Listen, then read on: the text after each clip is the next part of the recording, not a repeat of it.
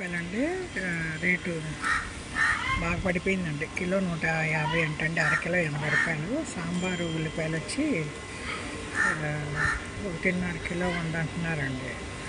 400కు కూడా కొన్నాం పోయిన నెల ఎల్లుల్లిపాయలు. ఇప్పుడు రేటు బాగా పడిపోయింది, కొంచెం పచ్చిగా ఉన్నాయి. తీసి రేకులు విడివిడిగా అంటే పొట్టు తీయకుండా అండి, విడివిడిగా తీసి పెట్టుకుంటే మీకు బూజు పట్టకుండా బాగుంటాయి. ఫ్యాన్ గాలికి ఆరబెట్టుకోవాలి, ఎండలో పెట్టుకోవాలి వెల్లుల్లిపాయలు. ఇదండి చవకగా వచ్చేసినాయి. మనం ఆల్రెడీ కొనిపెట్టేసాము. నేను కూడా ఇదే రేటుకి కొన్నానండి. నేను 150 కొని రేకులు అలా విడదీసాను, పాయి విడదీసి పెట్టేశాను. ఎండలు వచ్చేసినాయండి. ఫిబ్రవరిలోనే మంచి ఎండలు. రేపు నుంచి వడియాలేద్దాము, అది మనకు ఐడియా అండి.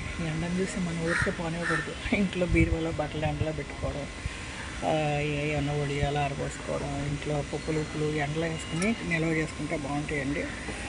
ఇదిగండి మా ఇంటి ముందుకి అన్నీ వచ్చేస్తాయి. ఈ జెండా అయోధ్యకి వెళ్ళి మా వారు తీసుకొచ్చారు. జెండా చూసిన వాళ్ళందరూ మా కొడు తేకూడదా అంటున్నారు.